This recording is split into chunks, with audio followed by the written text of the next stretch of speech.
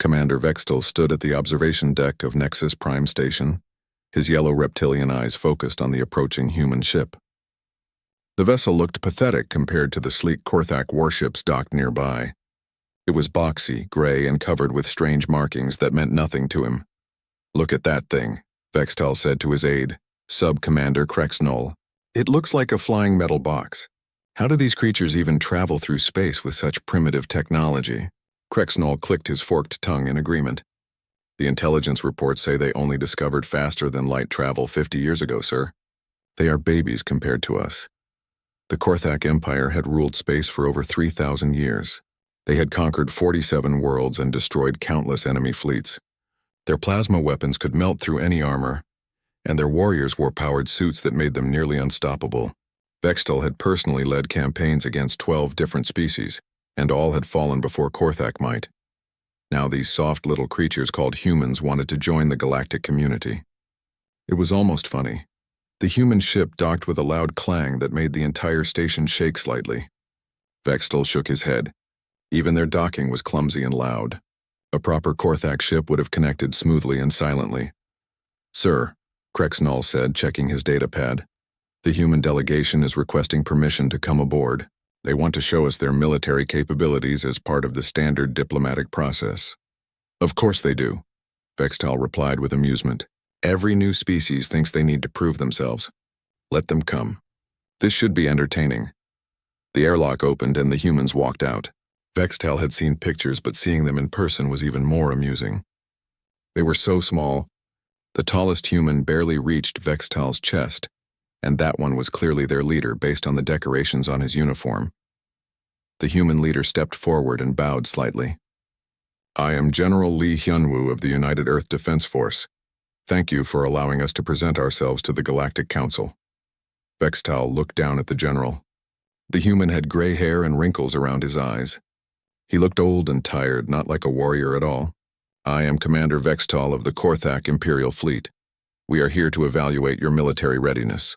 "We understand," General Lee said calmly. "We have brought a demonstration unit to show you our capabilities." Behind the general, a group of human soldiers filed into the station. Vextel studied them carefully and had to suppress a laugh. They looked like children playing dress-up in military uniforms.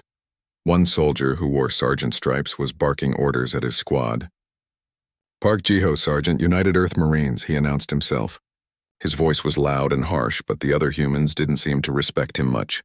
They moved slowly and casually, not with the quick precision Vextel expected from real soldiers. A female soldier named Kim Da-Eun was checking her weapon, which looked ridiculously primitive. It was just a metal tube that shot small pieces of metal using chemical explosions.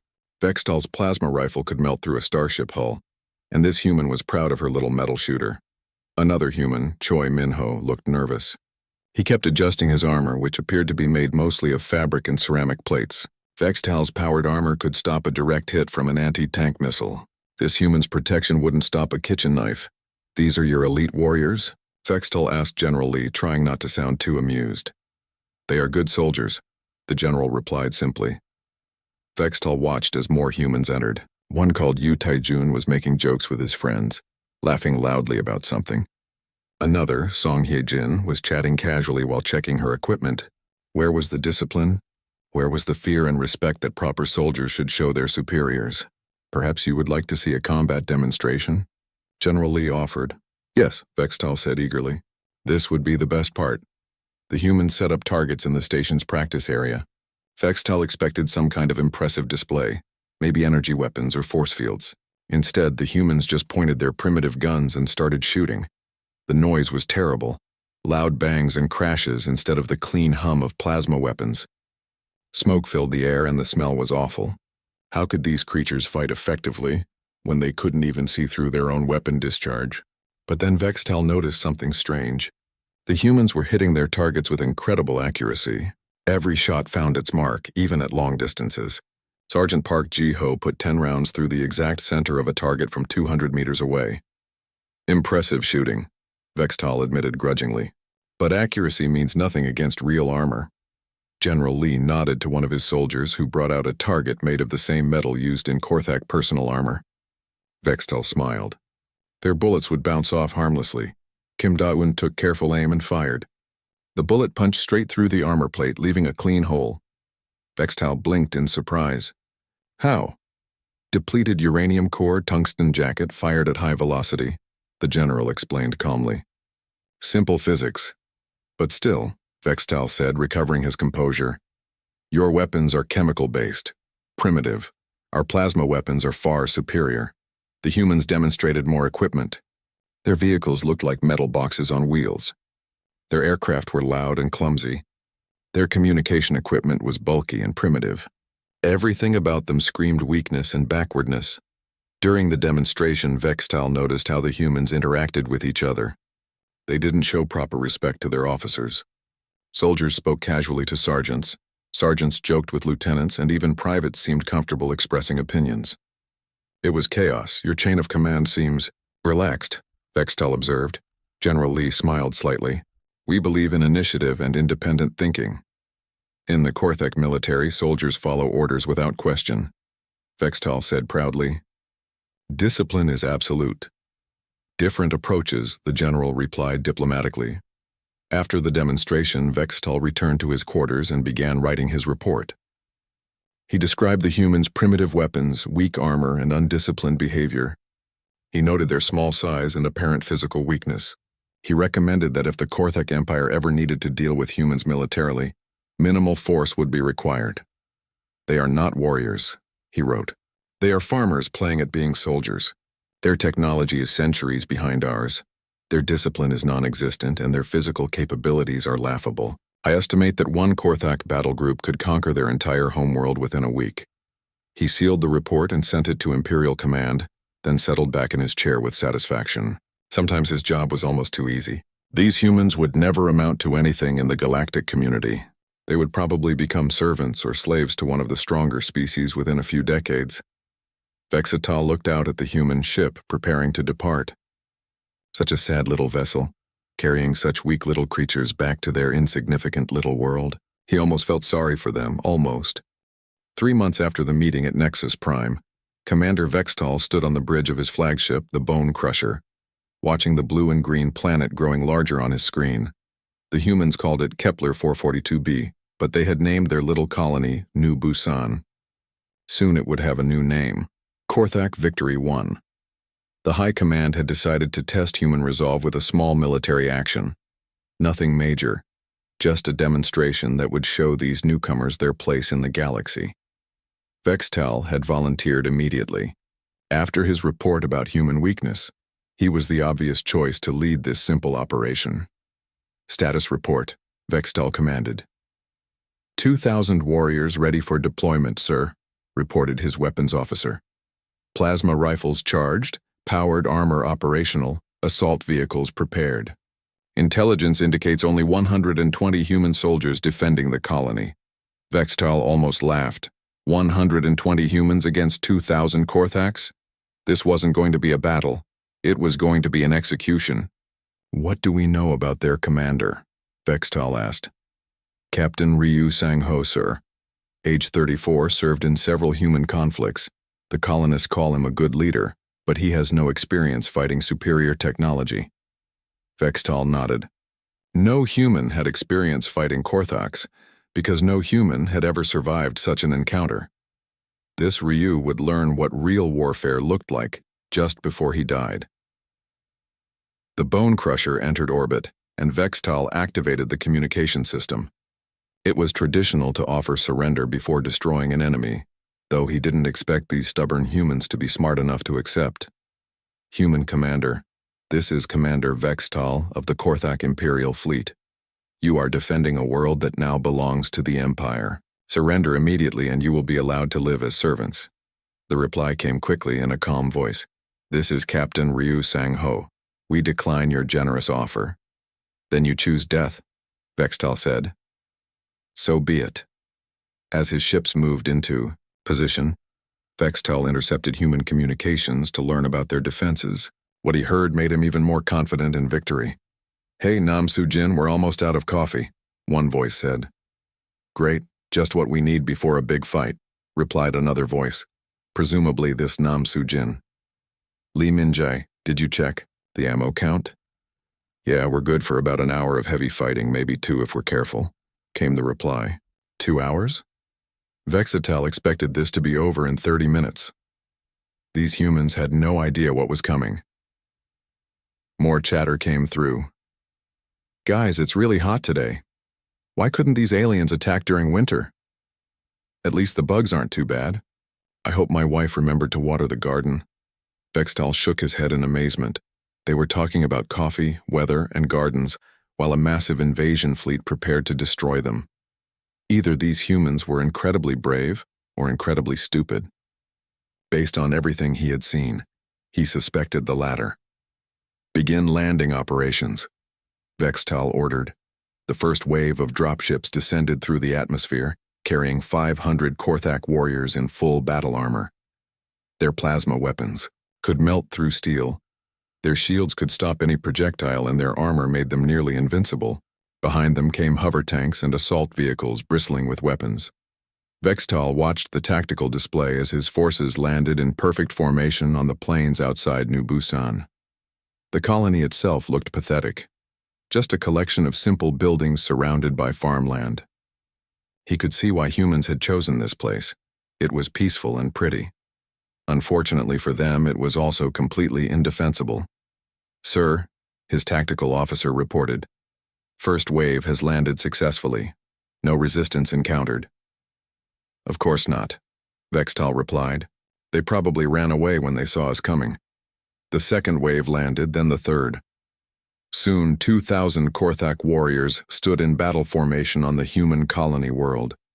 Their armor gleamed in the sunlight, and their weapons hummed with deadly energy. It was a magnificent sight. Human Commander, Vextal broadcasted. You see our forces. This is your last chance to surrender. Captain Ryu's voice came back immediately, still calm and steady. Come and take it. Vextal blinked in surprise. Come and take it? What kind of response was that? These humans really were too stupid to understand their situation. Your choice, Vextal said. All units advance on the colony. Resistance is expected to be minimal. The Korthak formation began moving across the open ground toward New Busan. Their hover tanks led the way, scanning for defensive positions.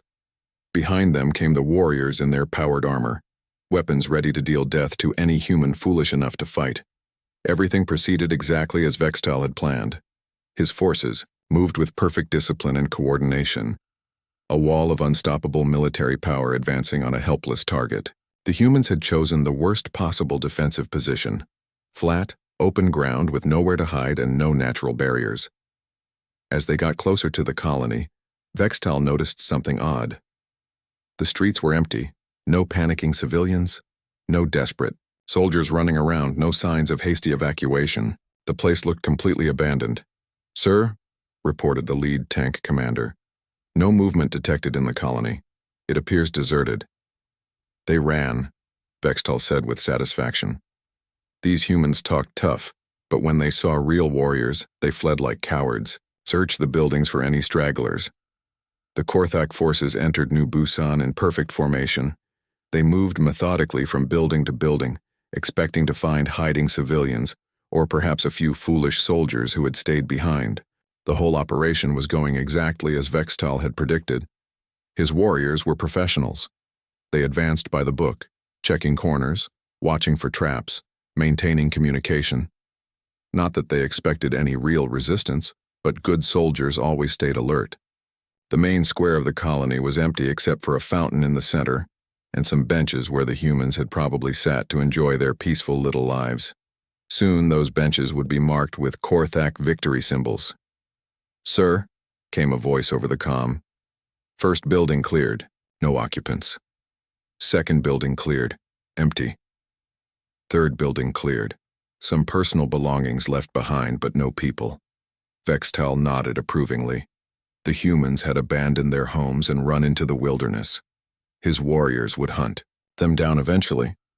But the main objective was already achieved. New Busan belonged to the Korthak Empire. Excellent work, Vextal told his troops. Continue the search but maintain formation. We want to be thorough. More reports came in. Every building was empty. Every street was deserted. The humans had completely evacuated their colony rather than face Korthak warriors in battle. Vextal felt a moment of disappointment. He had hoped for at least a little resistance just to give his troops some practice. These humans were even weaker than he had expected. "Sir," called one of his company commanders, "we've reached the center of town. The whole place is empty. What are your orders?" "Set up a defensive perimeter and begin establishing our base," Vextal ordered. "Send scout teams to locate the human survivors. They can't have gone far on foot." The Korthak warriors began spreading out through the colony, claiming buildings and setting up equipment.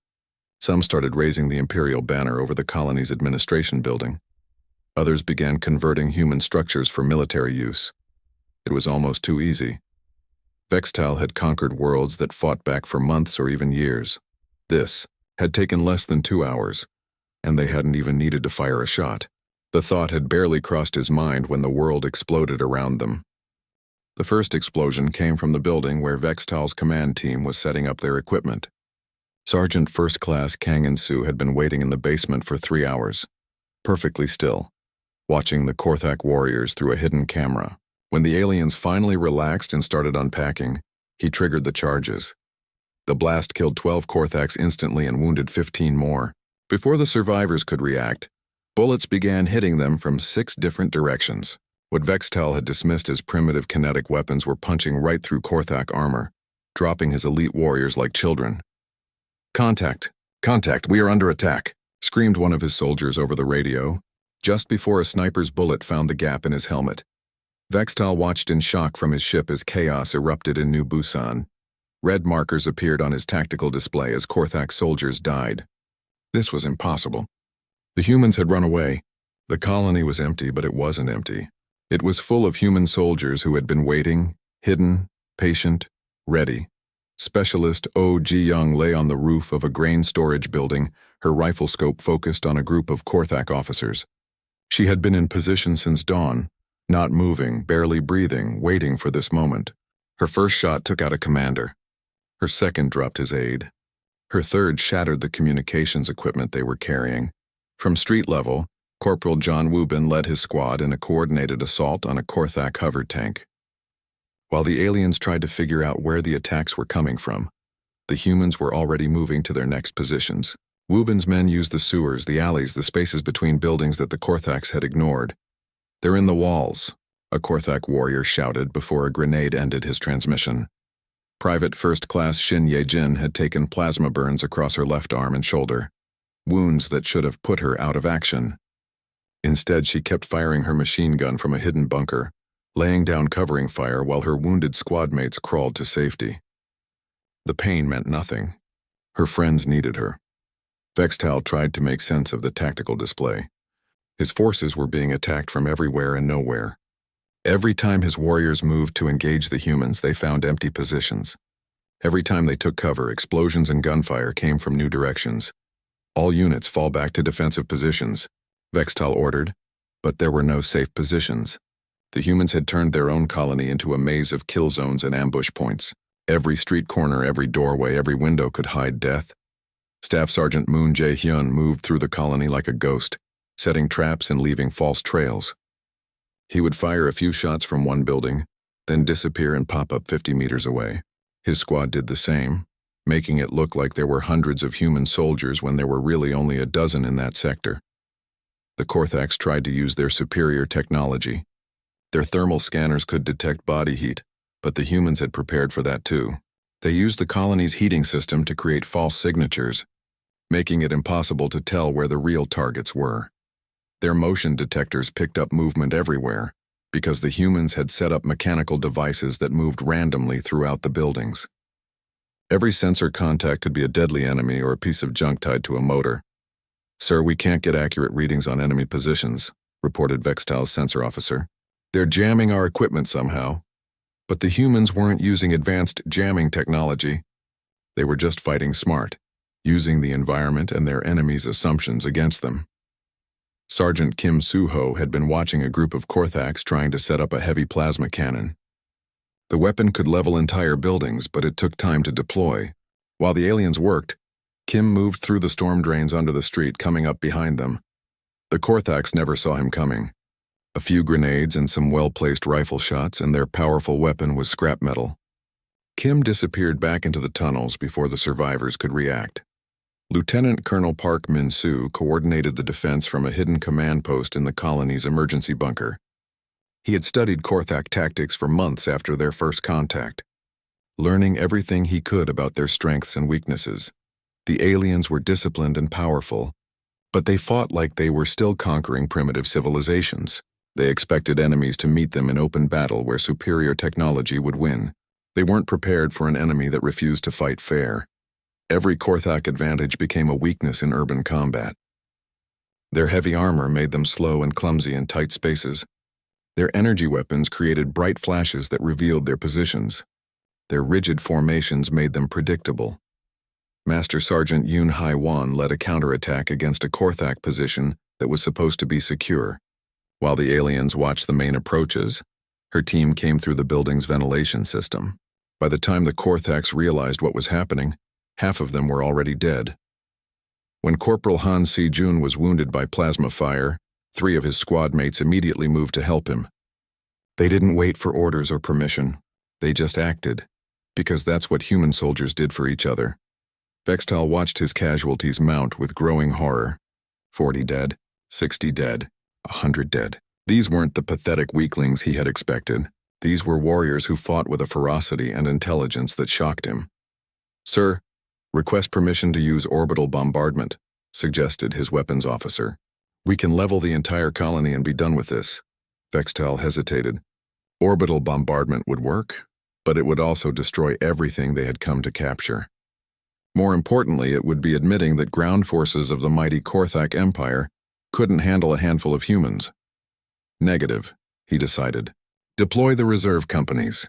Overwhelm them with numbers. But numbers didn't matter when the humans could strike from any direction at any time. The reinforcements landed only to find themselves trapped in the same nightmare as the first wave.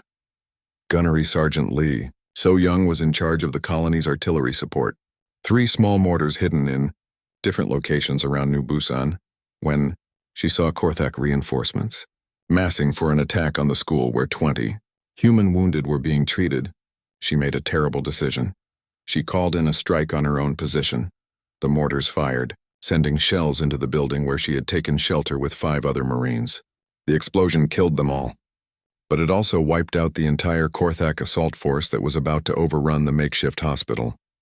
Private Lim Dong-hyuk was 18 years old and had been a soldier for exactly 4 months.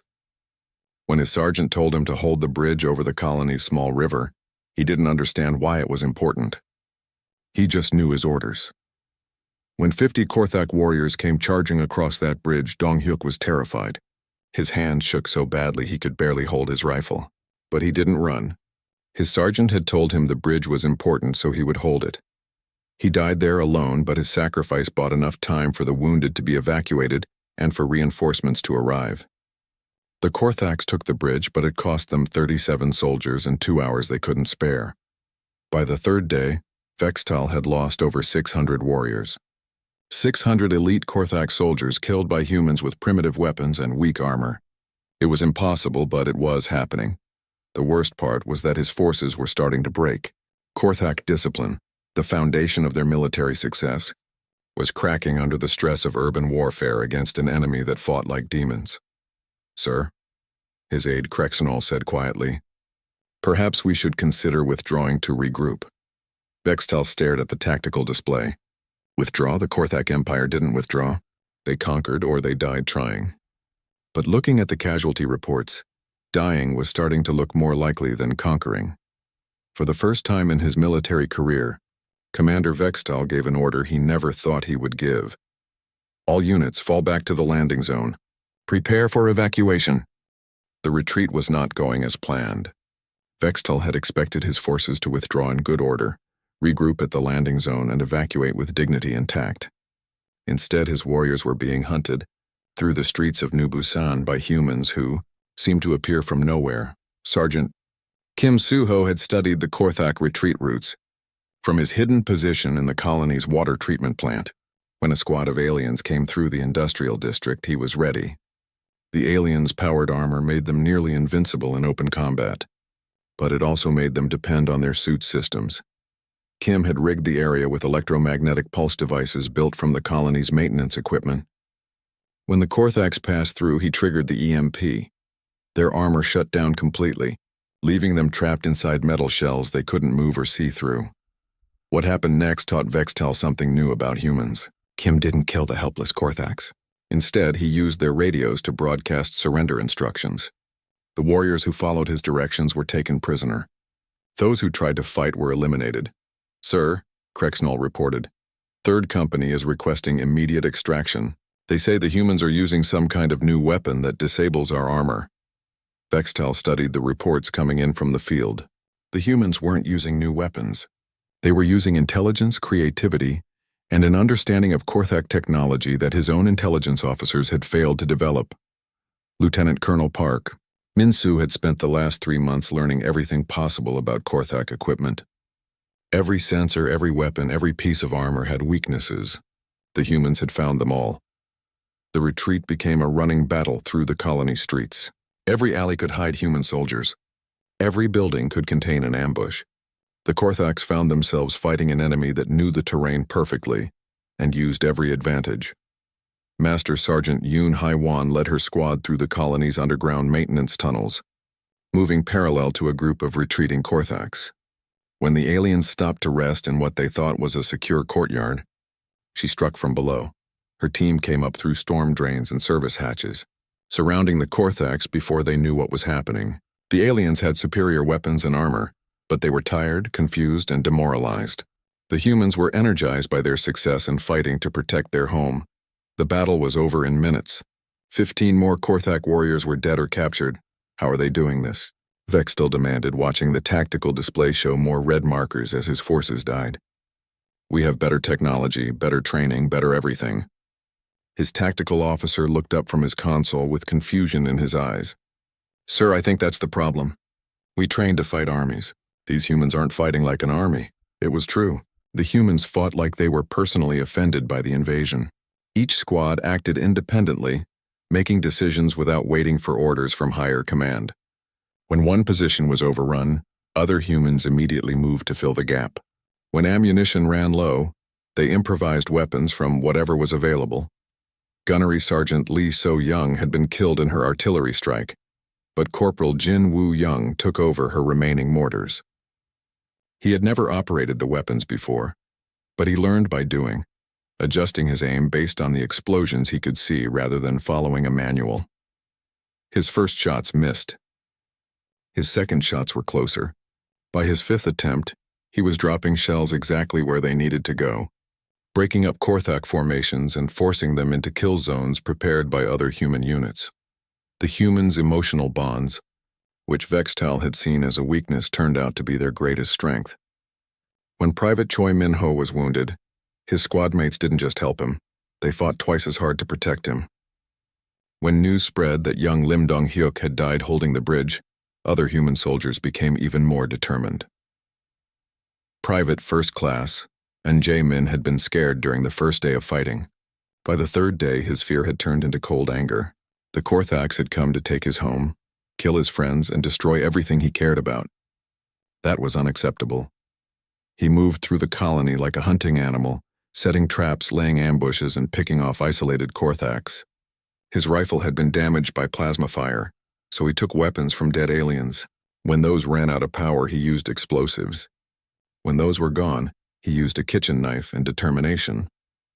Captain Ryu Sang-ho coordinated the defense from his command post, but he wasn't giving detailed orders. Instead, he provided information and let his soldiers decide how to use it. When he told Sergeant Park Ji-ho that Korthaks were moving through the market district, Park didn't ask for instructions. He just took his squad and dealt with the problem. This flexibility confused the Korthaks, who were used to rigid command structures.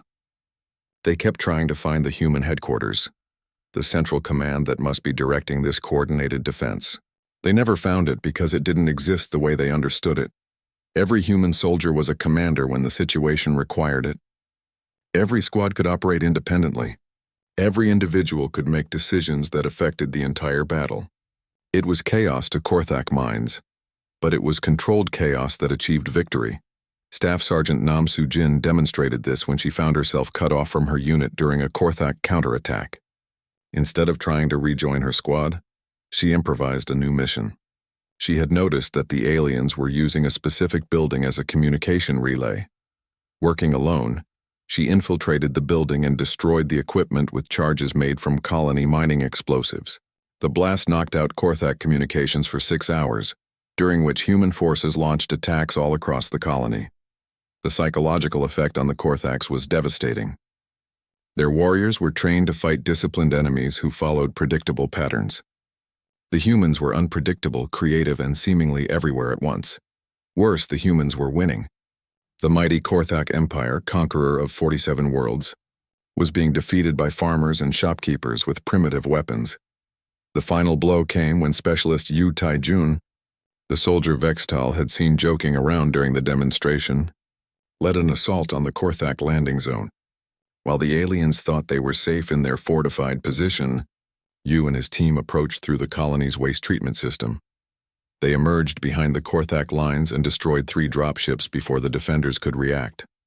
Without those ships, a third of Vextal's remaining forces were trapped on the planet. "Sir," Krexnall said quietly, "we must evacuate immediately. If we stay longer, we may lose the entire force." Vextal looked at the casualty reports one more time. Over 800 Korthak warriors dead, 12 dropships destroyed, equipment losses that would take months to replace, all inflicted by 120 human soldiers defending their homes. He had called them weak. He had called them undisciplined. He had called them primitive. He had been wrong about everything. The evacuation order went out across all Korthak frequencies. All units, immediate withdrawal to orbit. This operation is terminated. As his surviving forces lifted off from New Busan, Vextal took one last look at the colony. Smoke rose from dozens of buildings.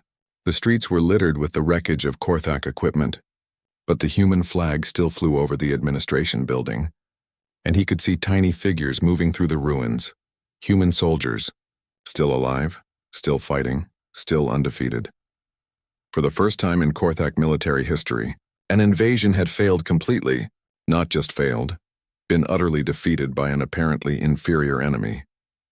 Vextal sat in his command chair and began composing a new report, one very different from his first assessment of human military capabilities. He was no longer laughing at human soldiers. He was learning to fear them. 6 months after the disaster at New Busan, Vextal stood in a courtroom on the neutral station of Nexus Prime. But he wasn't on trial. He was testifying as a witness to something the galaxy had never seen before. The complete military defeat of a major power by a species everyone had considered weak. The Galactic Council chamber was packed with representatives from dozens of worlds. Everyone wanted to understand how the mighty Korthak Empire had been humbled by humans with primitive weapons and cloth armor. "Commander Vextal," said the Altarian judge, "please describe your initial assessment of human military capabilities." Vextal looked across the chamber to where Admiral Cho Byung-ho sat with the human delegation. The human officer watched him with calm, intelligent eyes, the same kind of eyes he had seen on Captain Ryu during that first meeting. Eyes that saw more than they revealed. "I believed humans were weak," Vextal said simply. "I was wrong." The chamber buzzed with quiet conversation. A Korthak commander admitting error was unusual enough. One doing it publicly was unprecedented. "Can you elaborate?" the judge asked. Vextal activated the holographic display and showed images from New Busan. The peaceful colony, the overwhelming Korthak force, the confident advance. Then the chaos, the casualties, the retreat. "We saw small stature and assumed weakness," Vextal explained. "But size means nothing when your enemy can put a bullet through your eye from half a kilometer away. We saw flexible command structure and assumed chaos, but their flexibility allowed them to adapt faster than we could respond." He showed footage of Specialist O.G. Young making impossible shots with her primitive rifle, of Sergeant Kim Suho disabling advanced Korthak armor with simple electromagnetic pulses, of Private Lim Dong-hyuk dying alone on a bridge to protect people he would never meet. "We saw emotional bonds between soldiers and assumed vulnerability," Vextal continued. "We were wrong about that too. Those bonds made them stronger, not weaker. They fought for each other in ways we couldn't understand." Admiral Cho stood up. May I respond, Commander? The judge nodded, and Cho walked to the center of the chamber. He was older than Vextel remembered, with more gray in his hair and new lines around his eyes. The war with the Korthax had aged him. Commander Vextel made an honest mistake, Cho said. He judged our capabilities by your standards, not ours. Korthak warriors are impressive, disciplined, well-equipped, professionally trained, but you fight the way you've always fought, against enemies who fight the same way. Cho activated his own display, showing images of human soldiers throughout history, farmers with pitchforks driving off armored knights, guerrilla fighters defeating modern armies, defenders holding impossible positions against overwhelming odds. Humans don't fight because we're fearless, Cho explained. We fight because we're afraid of losing what we protect. Our families, our homes, our freedom. That fear makes us do things that seem impossible to others. Vextal remembered watching Colonel Seo Jin-ho visit wounded Korthak prisoners in the hospital, treating them with the same care given to human casualties. The colonel had lost 30 soldiers in the battle, but he showed no hatred toward their enemies. Your people showed mercy to our wounded, Vextal said, even after we invaded your world. Because the war was over, Cho replied. The wounded weren't threats anymore. They were just people who needed help. This had confused Vextal more than anything else about humans. They could be utterly ruthless in battle, then completely compassionate once the fighting stopped. Medic Quan Yujin had spent 18 hours straight treating both human and Korthak casualties, never asking which side they had fought for. The Korthak military mind couldn't process this contradiction. Enemies were enemies until they were dead. Humans seemed to separate the person from the uniform, the individual from the army they served. The humans taught us something important, Vextal told the council. Superior technology is meaningless if you don't understand your enemy. We assumed they would fight the way we fight, meet us in open battle where our advantages would matter. Instead, the humans had turned their own weaknesses into strengths. Their primitive weapons didn't need power cells or cooling systems. Their simple armor was lighter and quieter than Korthak-powered suits. Their undisciplined command structure was actually rapid decision-making that left no single point of failure. We trained our warriors to follow orders without question, Vextal explained. When their commanders were killed, they didn't know what to do. Human soldiers were trained to think for themselves. When their officers died, they kept fighting. General Kim Tae-ho, now humanity's chief representative to the Galactic Council, approached the testimony stand. Commander, you've had months to study our tactics. What would you do differently if you faced us again? Vextal considered the question carefully. The truth was uncomfortable, but it needed to be said. I wouldn't face you again, he admitted. Not as enemies. Your people are warriors not because you love fighting, but because you love what you're fighting for. That makes you more dangerous than any weapon. The chamber fell silent. A Korthak commander publicly stating that his empire couldn't defeat humans was more shocking than any battle footage. Is that your recommendation to the Korthak High Command? The judge asked. My recommendation is alliance, Vextal said firmly. The human military philosophy is superior to ours in ways we never considered. They don't just train soldiers. They develop leaders at every level. Every human private can think like an officer when necessary. He thought of Sergeant Park Ji-ho adapting his tactics in real time, of Staff Sergeant Nam Soo-jin improvising missions based on battlefield conditions, of Private An Jae-min becoming a one-man army when his unit was scattered. Their weapons may be primitive, Vextal continued, but their minds are not. They see warfare as problem-solving, not just application of force. Every battle teaches them something new. Admiral Cho smiled slightly. We've learned from you too, Commander. Korthak discipline and equipment are impressive. We're hoping to combine our approaches. This was already happening. Joint training exercises between human and Korthak forces were showing remarkable results. Korthak warriors were learning human flexibility and creativity. Human soldiers were adopting Korthak discipline and technology. Sergeant Major Park Kyung-ho was leading one such program, teaching both species to work together. His first lesson was always the same. We're not trying to make humans fight like Korthaks or Korthaks fight like humans. We're trying to make both groups fight better. The War Crimes Tribunal concluded with unprecedented results. No charges were filed against anyone.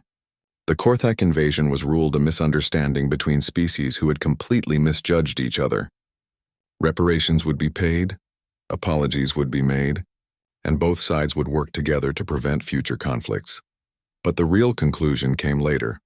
In a private meeting between Vextal and Admiral Cho in a quiet restaurant on Nexus Prime. "I owe you an apology," Vextal said over dinner. "I underestimated your people completely." Cho nodded. "And we underestimated how much we could learn from yours. Captain Ryu tells me Korthak training methods have improved our soldiers' discipline significantly." They sat in comfortable silence for a moment. Two old warriors who had found respect for each other through conflict. "Can I ask you something?" Cho said finally. "In your report after our first meeting, what did you really think of us?" Vextal laughed. Not the mocking laughter of 6 months ago, but genuine amusement. "I thought you were farmers playing soldier. I wrote that one battle group could conquer your entire homeworld. How many battle groups would you need now?" Cho asked with a smile. Vextal considered the question seriously, thinking of everything he had learned about human warfare, human determination, human creativity in the face of impossible odds. "All of them," he said finally. "And even then, I'm not sure it would be enough." They laughed together, two former enemies who had become unlikely friends. Outside the restaurant window, human and Korthak ships shared the same docking bays, their crews working side by side. The galaxy was changing. The old assumptions about strength and weakness, primitive and advanced, civilized and barbaric, were being rewritten. Humanity had earned its place among the stars not through superior technology or overwhelming force, but through something much more dangerous: the refusal to give up when everything seemed hopeless. Vextal raised his glass in a toast. "To human soldiers," he said. "May I never have to fight them again, and may I always have them as allies." Admiral Cho raised his own glass. "To learning from our enemies and making them our friends." As they drank, Vextal reflected on how much had changed since that day when he first saw human soldiers and laughed at their apparent weakness. Now he knew the truth. The most dangerous enemies were often those who looked the least threatening, and the strongest warriors were those who fought not for conquest, but for love.